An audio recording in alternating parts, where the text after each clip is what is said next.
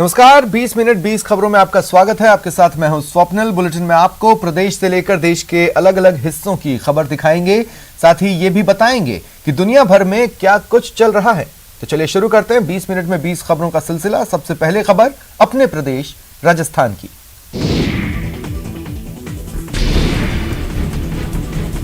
Coaching city Kota में bike चोरी की वारदातें बढ़ती ही जा रही हैं। हाल ये है कि चंद मिनटों में बाइक गायब हो जा रही है। बाइक चोरी की एक ऐसी ही तस्वीर सामने आई है। ये तस्वीरें कोटा के गुमानपुरा थाना इलाके की छावनी की है, जहां मोहम्मद इमरान नाम का शख्स अपनी बाइक सड़क किनारे खड़ी कर कुछ देर के लिए दूसरी तरफ गया था। तभी 3 चोरों की नजर उनकी बाइक पर पड़ी। आप इन तस्वीरों में देख सकते हैं किस कदर ये तीनों इस बाइक की रेकी कर रहे हैं। 2 लोग एक बाइक पर बैठकर इधर उधर का जायजा ले रहे हैं और तीसरा इमरान की बाइक के पास खड़ा है। चंद सेकंड इधर उधर देखने के बाद बाइक की बगल में खड़ा शख्स बाइक पर बैठता है और बड़े आराम से उसे स्टार्ट कर पलक झपकते ही गायब हो जाता है।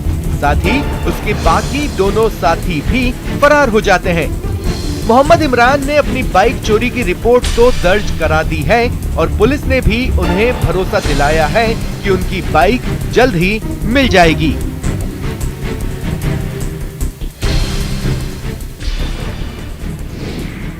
राजसमंद जिले में इन दिनों डीएमएफटी फंड को लेकर बीजेपी और कांग्रेसी नेता आमने सामने हैं। एक तरफ जहां सांसद दिया और विधायक दीप्ति माहेश्वरी ने प्रदेश सरकार के खिलाफ मोर्चा खोल रखा है, वहीं प्रदेश सरकार में मंत्री उदयलाल आंजना बीजेपी पर इस मामले में बेवजह राजनीति करने का आरोप लगा रहे हैं। बीजेपी नेताओं का कहना है कि डीएमएफटी फंड के बजट को लेकर पिछले दिनों नाथद्वारा में हुई बैठक की जानकारी नहीं दी गई।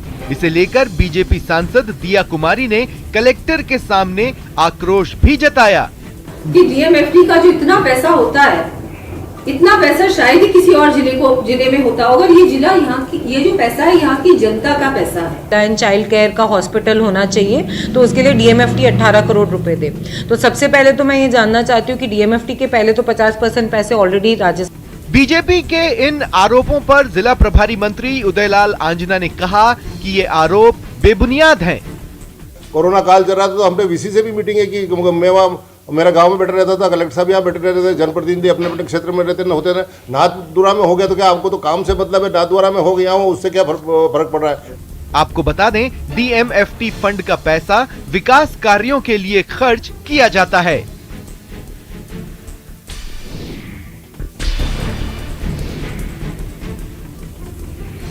सरकारी स्कूल के बच्चों के लिए बस और ऑटो से स्कूल जाने का सपना ही रहता है, लेकिन सीकर के 10 गांव के बच्चों का ये सपना पूरा हो गया। दरअसल सरकारी इंग्लिश स्कूल में पढ़ने वाले बच्चों के अभिभावकों, शिक्षकों और गांव वालों ने मिलकर एक समाज सेवी ट्रस्ट से बस की मांग की थी। उनकी मांग और बच्चों के भविष्य को देखते हुए उस ट्रस्ट ने बस की डिमांड पूरी कर दी है और अब सीकर के रोल साहबसर गांव में चलने वाले Mahatma Gandhi English medium school के आसपास के करीब 10 गांव के बच्चे बस से पढ़ने आने लगे हैं। खास बात यह है कि इस बस का संचालन भी ट्रस्ट की ओर से होता रहेगा और सरकारी स्कूल के बच्चों को स्कूल तक पहुंचने में आगे भी कोई परेशानी नहीं होगी। रूप से विद्यालय में पहुंचना, उनको वापस छोड़ना, ये जो एक बड़ी समस्या थी और ऐसा मेरे हिसाब से ये पहला सरकारी स्कूल होगा जिसको एक बस की सौगात प्राप्त हुई है। सर्दी के मौसम के साथ ही पाली का रणकपुर जवाई बांध सैलानियों से गुलजार हो गया है। कोरोना काल के लंबे सन्नाटे के बाद ये पहली बार है जब इतनी बड़ी संख्या में पर्यटक यहाँ पहुँच रहे हैं। पर्यटक यहाँ जवाई बांध और रणकपुर के साथ साथ सेना, बेड़ा और बीजापुर समेत आसपास के कई गांव के प्राकृतिक सौंदर्य का मजा उठाते हैं। खास बात यह है कि यहाँ आने वाले पर्यटकों में बड़ी संख्या में विदेशी सैलानी भी होते हैं। आपको बता दें, पैंथर की एक झलक पाने के लिए यहाँ आने वाले सैलानी घंटों इंतजार करते हैं। पैंथर के साथ साथ यहाँ ग्रामीण टूरिज्म भी पर्यटकों को खूब रास आ रहा है। यहाँ आने वाले पर्यटक गांव की सैर कर रहे हैं। गोडवाड़ क्षेत्र में वन्य जीवों के साथ साथ पर्यटकों के लिए यहाँ का रॉक सफारी भी पहली पसंद बना हुआ है। यहाँ आने वाले पर्यटक जवाई बांध में मगरमच्छ भी देखने जमा होते हैं। पिछले 2 सालों को कोरोना काल में यहाँ का पर्यटन कारोबार काफी प्रभावित हुआ था और हजारों लोग बेरोजगार हो गए थे। ऐसे में पर्यटन के दोबारा पटरी पर लौटने से यहाँ की रौनक एक बार फिर लौट आई है। और अब देख लेते हैं कुछ अन्य राज्यों की खबरें। उत्तर प्रदेश के फिरोजाबाद से हैरान करने वाली कुछ तस्वीरें सामने आई हैं। वहां किसी बात पर कुछ पुलिस वालों ने सरेआम एक आदमी की जमकर पिटाई कर दी। ये घटना करीब 2 महीने पहले की बताई गई, जिसका वीडियो अब सोशल मीडिया पर वायरल हो गया। इस वीडियो में साफ दिखा कि कुछ पुलिस वालों ने एक आदमी को पकड़ लिया जिसे वो अपने साथ ले जाते दिखे, लेकिन उनमें एक पुलिसकर्मी लगातार उस आदमी के चेहरे पर घूंसे मारता नजर आया।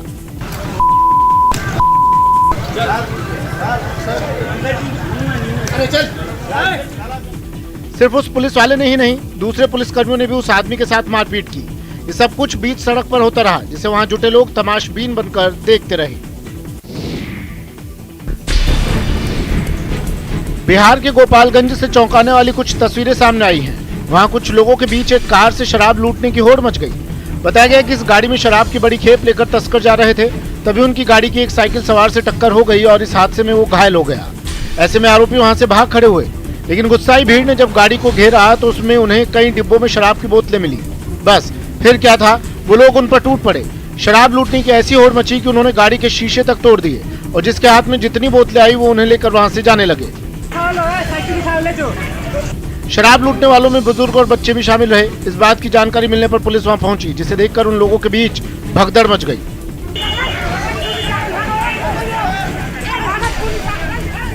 पुलिस को देख शराब लूट रहे लोग वहां से चले गए, लेकिन पुलिस के हाथ खाली गाड़ी लगी, क्योंकि तब तक वहां जुटी भीड़ शराब की सभी बोतलें लूट चुकी थी।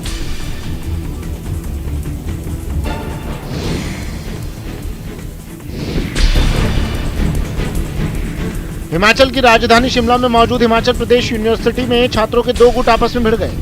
बीजेपी के छात्र संगठन एबीवीपी पर आरोप लगा कि उन्होंने यूनिवर्सिटी में प्रदर्शन कर रहे लेफ्ट के छात्र संगठन एसएफआई के कुछ छात्रों से धक्का मुक्की की, जिसके बाद वहां जबरदस्त मारपीट मच गई। हाथापाई से नौबत हथियारों तक आ गई। वहां से आए एक वीडियो में एक लड़का हाथ में धारदार हथियार लहराता दिखाई दिया, जिसके बाद दोनों ही तरफ के लोगों ने एक दूसरे को जमकर पीटा। लेफ्ट पार्टी की छात्र इकाई एसएफआई के लोगों ने आरोप लगाया कि उनके प्रदर्शन के वक्त एबीवीपी के छात्रों ने बदतमीजी की, जिसकी वजह से वहां विवाद हुआ। इकट्ठे हुए एकदम से उन्होंने गुंडागर्दी करते हुए दराट निकाले और सीधा हमला कर दिया। तो वहीं दूसरी तरफ एबीवीपी के छात्रों ने दावा किया कि एसएफआई के लोगों ने उनके कार्यकर्ताओं को डराने धमकाने का काम किया, जिसकी वजह से उनके बीच लड़ाई हुई। डराने का वो यहाँ पे काम करते हैं, उनके सीनियर लोग, कुछ लोग की जो एडमिशंस भी नहीं वो यहाँ पे आते हैं। लड़ाई को शांत कराने के लिए यूनिवर्सिटी के सुरक्षा गार्ड्स के साथ शिमला का पुलिस बल भी तैनात दिखा। इसके बाद दोनों तरफ के लोगों को अलग कर दिया गया। हालांकि उसके बाद भी कैंपस में काफी देर तक नारेबाजी जारी रही।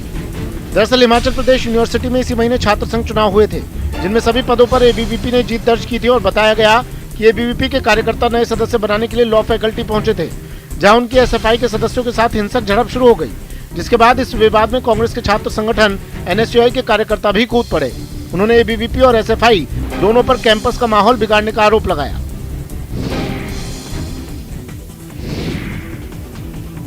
असम के कार्बी आंगलोंग जिले में राजस्व विभाग की टीम ने सरकारी जमीन पर किए गए अवैध कब्जे को हटाने के लिए अतिक्रमण हटाओ अभियान चलाया।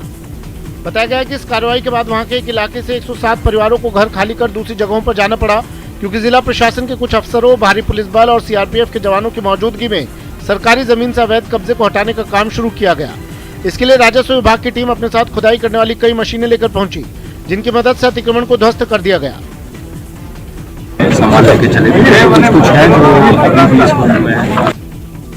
अपने सिर से छत छीनते देख कई लोग मायूस हो गए और उनकी आंखों से आंसू भी छलक गए। हालांकि प्रशासन का दावा है कि वहां किराए पर रहने वाले लोगों की आबादी ज्यादा होने की वजह से शांतिपूर्ण तरीके से कार्रवाई पूरी हो गई। लोग थे, वो लोग इसलिए निकल भी गए। इस कार्रवाई के शुरू होने से लेकर खत्म होने तक वो इलाका छावनी में तब्दील दिखा। पश्चिम बंगाल के दुर्गापुर से एक रोंगटे खड़े कर देने वाला वीडियो सामने आया है। वहाँ एक मोटरसाइकिल सवार रेत से लदे ट्रक के नीचे आ गया। रेलवे क्रॉसिंग पार करते वक्त ट्रक के बगल में खड़े उस मोटरसाइकिल सवार ने अचानक संतुलन खो दिया और वो ट्रक के पहियों के सामने गिर पड़ा। इससे पहले वो सड़क पर ट्रक के ठीक बगल में खड़ा नजर आया। उस वक्त वहाँ गाड़ियां धीरे धीरे चल रही थी, लेकिन तभी उस आदमी का संतुलन बिगड़ गया और वो मोटरसाइकिल समेत ट्रक के नीचे जा गिरा। उसकी जान खतरे में देख आसपास मौजूद लोग शोर मचाने लगे। मोटरसाइकिल सवार की किस्मत अच्छी थी कि शोर सुनकर ट्रक ड्राइवर ने फौरन ब्रेक लगा दिए और वो पहियों के नीचे आने से बच गया। बाद में लोगों ने उसे ट्रक के नीचे से बाहर खींच लिया। दरअसल मोटरसाइकिल या स्कूटर अगर दाईं तरफ झुकने लगे तो उसे संभाल पाना और खुद को गिरने से बचा पाना मुश्किल होता है, क्योंकि ज्यादातर लोगों के शरीर का बायां हिस्सा उतनी तेजी से हरकत में नहीं आता। और दुर्गापुर में मोटरसाइकिल सवार के साथ यही हुआ, जिसकी जान सिर्फ इसलिए बच गई क्योंकि रेलवे क्रॉसिंग की वजह से ट्रक की रफ्तार बहुत धीमी थी और पीछे आ रही गाड़ी में मौजूद लोगों के शोर मचाते ही ट्रक ड्राइवर ने ब्रेक लगा दिया।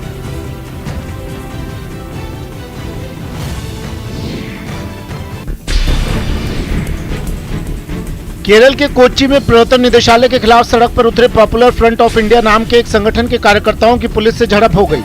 बताया गया कि इन लोगों ने ईडी दफ्तर तक मार्च निकाला और हाल ही में उनके कुछ नेताओं के घर पर मनी लॉन्ड्रिंग के मामलों में हुई छापेमारी का विरोध किया, जिसके लिए वो लोग बड़ी संख्या में सड़कों पर उतर आए। पॉपुलर फ्रंट ऑफ इंडिया के इन कार्यकर्ताओं को आगे बढ़ने से रोकने के लिए पुलिस ने वहां बैरिकेडिंग कर दी और उन लोगों पर पानी की बौछार की, लेकिन इतने के बाद भी प्रदर्शनकारियों का हौसला बुलंद रहा। वो वहीं डटे रहे और बैरिकेड को गिराने की कोशिश करने लगे। यही नहीं, पुलिस ने इन कार्यकर्ताओं को जब बैरिकेडिंग कर बीच रास्ते में रोक दिया तो वो वहीं सड़क पर बैठ गए और नारेबाजी शुरू कर दी। इससे पहले अपने संगठन का झंडा थामे प्रदर्शनकारी हाथों में बैनर लेकर कोच्चि की सड़कों पर उतरे और ईडी के विरोध में मार्च निकाला।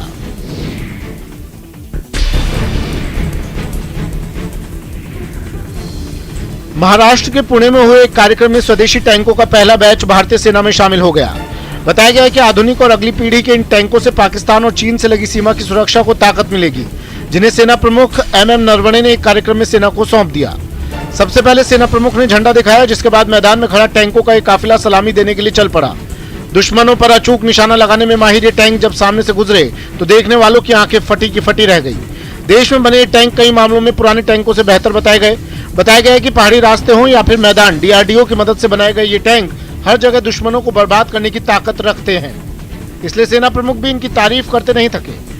बदलते युद्ध क्षेत्र में नई क्षमताओं और नए उपकरणों के साथ सेना की ताकत बढ़ी है। ये टैंक देश की पश्चिमी सीमा पर तैनात किए जाएंगे, जिससे पाकिस्तान और चीन से निपटने में सेना की ताकत और बढ़ जाएगी। क्रिसमस के लिए मध्य प्रदेश के जबलपुर के मार्केट भी सज धज कर तैयार हैं, लेकिन ओमिक्रॉन के खतरे की वजह से इस बार बाजार में खरीदारों की बेहद कमी दिख रही है। जबलपुर के अलग अलग मार्केट में क्रिसमस ट्री से लेकर सजावट और भगवान यीशु के फोटो, पुतलों और सेंटा क्लॉज की ड्रेस आई है। साथ ही क्रिसमस को लेकर रंग बिरंगी लाइट्स वाली लड़ियां मार्केट में बड़ी वैरायटी में मिल रही है। इसी के साथ क्रिसमस ट्री घर की बालकनी से लेकर आंगन तक रखने के लिए अलग अलग साइज की दुकानों में उपलब्ध है। बच्चों के लिए क्रिसमस पर विभिन्न प्रकार की घंटियां भी मिल रही है। यहाँ के दुकानदारों का कहना है कि कोरोना की वजह से इस बार बाजार थोड़ा मंदा है, लेकिन अभी उनके पास कुछ दिन है। देखते हैं इस बार भी कितनी बिक्री होती है। 2 साल से कोरोना के से कोई बिक्री नहीं थी। इस साल क्रिसमस की बिक्री बहुत ज्यादा है। क्या क्या लोग मांगने आ रहे हैं? ट्री, स्टार, ड्रेस और छोटे आइटम जो ट्री में सजाते हैं, सब आइटम मांगने आ रहे हैं। हाथियों के लिए यह जगह जन्नत से कम नहीं। मौज मस्ती के लिए कई एकड़ में फैला बाग, स्नान करने के लिए कृत्रिम झरना, सेवा के लिए सेवादारों की लंबी फौज। ऐसा लगता है जैसे इन हाथियों को नई दुनिया मिल गई हो। हाथियों के जन्नत की ये तस्वीरें तमिलनाडु के तिरुचि के एलिफेंट रिहैब सेंटर की है। आपको बता दें, यहाँ तमिलनाडु के अलग अलग हिस्सों से वैसे हाथियों को रेस्क्यू कर लाया जाता है जो या तो मुश्किल में फंसे हो या फिर जो बीमार हो। बीमार और कमजोर हाथियों को यहाँ लाकर उनका इलाज किया जाता है और उन्हें फिर जंगल में वापस जाने के लिए भी यहाँ तैयार किया जाता है। इस रिहैब सेंटर को हाथियों के संरक्षण के लिए अंतर्राष्ट्रीय मानकों पर अपग्रेड किया गया है। हाथियों को यहाँ लाए जाने के पीछे का मकसद उन्हें जंगल के समान ही प्राकृतिक इकोसिस्टम की सुविधा देना है, ताकि वो जल्द से जल्द ठीक होकर अपने प्राकृतिक निवास में लौट सकें। खास बात यह है कि यहाँ हाथियों के लिए खाना पकाने के लिए एक बड़ी रसोई है, साथ ही उन्हें खिलाने के लिए एक अलग क्षेत्र भी है।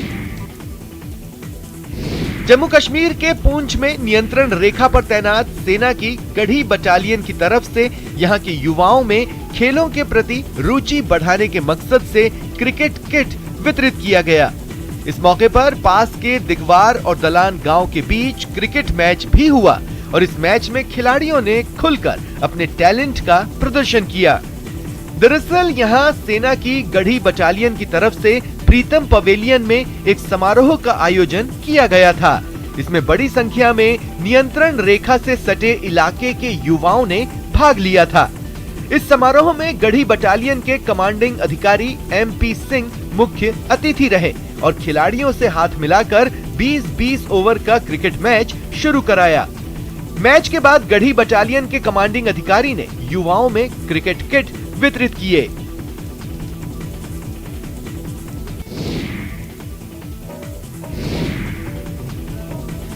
जन्नते जम्मू कश्मीर में हर मौसम के स्वागत की अनोखी परंपरा है और उसी परंपरा के तहत सबसे ठंडे 40 दिनों के चिल्लई कलां की शुरुआत होते ही यहाँ एक खास फेस्टिवल का आयोजन किया गया है।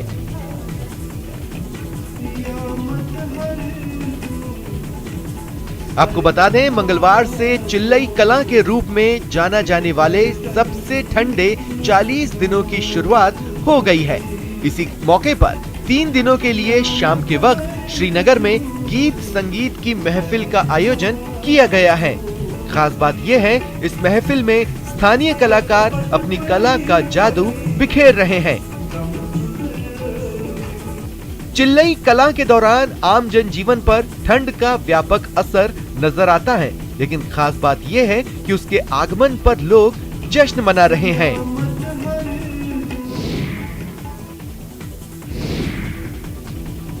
पाकिस्तान के कब्जे वाले गिलगित बाल्टिस्तान में महंगाई और बेरोजगारी के खिलाफ लोगों का गुस्सा फूट पड़ा है। अवैध रूप से कब्जे वाले गिलगित बाल्टिस्तान में अभूतपूर्व महंगाई और बेरोजगारी दर में तेज वृद्धि को लेकर इलाके के कई जिलों में लोगों ने बड़े पैमाने पर विरोध प्रदर्शन शुरू कर दिया है। सैकड़ों स्थानीय लोगों ने घीसर जिले की सड़कों पर प्रदर्शन किया। महंगाई और बेरोजगारी से परेशान लोगों ने सरकार पर आरोप लगाया कि उसने चुनाव प्रचार के दौरान झूठे वादे किए थे, लेकिन चुनाव के बाद आई सरकार ने कई मदों पर सब्सिडी हटा दी है। यहाँ मुद्रास्फीति की दर काफी अधिक और बेरोजगारी दर ऐतिहासिक ऊंचाई पर है।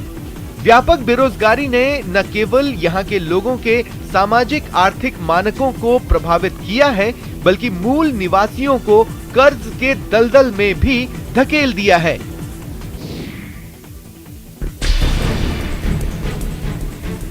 जंग में चीन के छक्के छुड़ाने के लिए ताइवान की सेना ने एक खास ट्रेनिंग की। दरअसल चीन ताइवान को अपना हिस्सा मानता है और उस पर कब्जा जमाने के लिए उसने पिछले साल से बाजुएं चढ़ा रखी हैं। अक्टूबर में तो चीन ने ताइवान के हवाई सीमा में अपने विमानों की घुसपैठ का रिकॉर्ड तक तोड़ दिया था, जिसके बाद ताइवान की सेना भी अपनी तैयारी परखने के लिए मैदान में उतर गई और फिर उसके टैंकों के बेड़े ने ऐसे बारूद बरसाया मानो चीन को सीधे चेतावनी दे रहे हों। मिलिट्री एक्सरसाइज के जरिए ताइवान ने इस बात की प्रैक्टिस की कि कल को अगर चीन समंदर के रास्ते उस पर धावा बोल दे तो कैसे उसे मुंहतोड़ जवाब दिया जाए। ताइवान की फौज के पास अभी 1000 टैंक हैं, जिसे बढ़ाने के लिए वो अमेरिका से 100 से ज्यादा M1A2T टैंक खरीदने जा रहा है। उम्मीद है कि वो टैंक ताइवान को 2024 से 2026 के बीच मिल जाएंगे।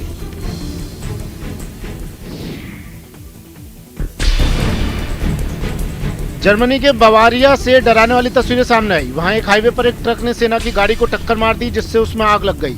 इस हादसे की चपेट में सेना की कुल 3 गाड़ियां आ गई और ट्रक समेत 4 वाहन जलकर राख हो गए। बताया गया है कि सेना की 2 गाड़ियों में हवाई जहाज में इस्तेमाल किए जाने वाला ईंधन भरा हुआ था, जिसकी वजह से टक्कर लगते ही गाड़ियों ने तेजी से भीषण आग पकड़ ली। जलती हुई गाड़ियों से आग की लपटें और काले धुएं का गुबार उठता दिखाई दिया। मौके पर पहुंचे कई दमकल कर्मी आग बुझाने की कोशिश में जुट गए। हादसा इतना बड़ा था कि खबर लगते ही दमकल की कुछ और गाड़ियां मौके पर पहुंचती दिखाई दी। इस दौरान वहां अफरा तफरी का माहौल बन गया। दमकल कर्मी सड़क की दूसरी तरफ से भी आग बुझाने की कोशिश करते दिखे। Von dem Brandereignis alle 4 LKWs beteiligt gewesen und alle 4 ausgebrannt. दमकल कर्मियों की कड़ी मशक्कत के बाद आग की लपटें काबू में आ गई और वहां से भाप उड़ती दिखाई दी। एक ट्रक पर आग बुझाने वाला झाग इतनी मात्रा में उड़ेल दिया गया कि वो जमीन पर बहता नजर आया। दावा किया गया कि एक गाड़ी में सेना के 8 जवान भी सवार थे जो सुरक्षित बच गए, लेकिन एहतियात के तौर पर उन्हें अस्पताल भेज दिया गया। यूरोप के देश फिनलैंड में एक आदमी बैटरी से चलने वाली अपनी टेस्ला कार के खराब होने से इतना नाराज हो गया कि उसने अपनी महंगी कार को धमाके से उड़ा दिया। बताया गया है कि उसकी कार में कुछ गड़बड़ी थी, लेकिन जब वो मरम्मत कराने के लिए वर्कशॉप पहुंचा तो उसके होश उड़ गए, क्योंकि वहां उसे लाखों का खर्च बता दिया गया, जिससे वो इतना भड़क गया कि उसने कार को ही धमाके से उड़ा दिया। यही नहीं, उसने इसका वीडियो भी बनाकर जारी कर दिया, जिसमें कुछ लोग टेस्ला की उस चमचमाती कार में विस्फोटक लगाते नजर आए।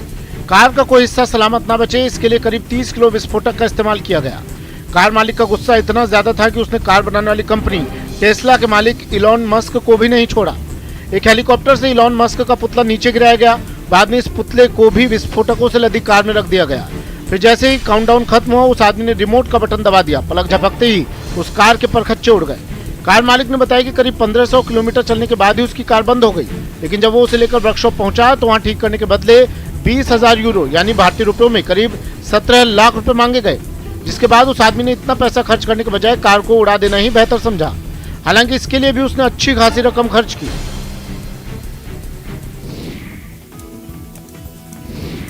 ब्राजील के रियो डी जेनेरो से क्रिसमस के जश्न की एक अनोखी तस्वीर सामने आई है। वहां एक्वेरियम में काम करने वाले कर्मचारियों ने सेंटा क्लॉज की तरह तैयार होकर पूल में छलांग लगाई और मछलियों के साथ तैरने लगे। उन लोगों ने वहां शार्क और डॉल्फिन को खाना भी खिलाया, जिसे देखकर एक्वेरियम में मौजूद लोग भी काफी खुश हुए। उन लोगों से इस नजारे के वीडियो भी बनाए। Se cuidar, que já já isso passa e a gente vai voltar a ser como era antes. इन कर्मचारियों ने सेंटा की तरह एक तोहफे के बॉक्स से मछलियों के लिए खाना निकाला, साथ ही उनके साथ कई करतब भी किए। इस दौरान लोगों ने आने वाले साल के लिए दुआएं भी मांगी।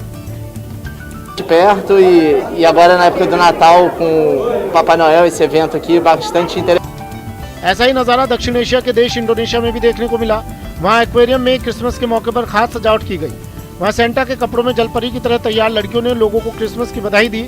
इसके साथ ही उस पूरे एक्वेरियम को क्रिसमस की तर्ज पर सजाया गया, जहाँ सेंटा क्लॉज ने बच्चों को तोहफे भी बांटे।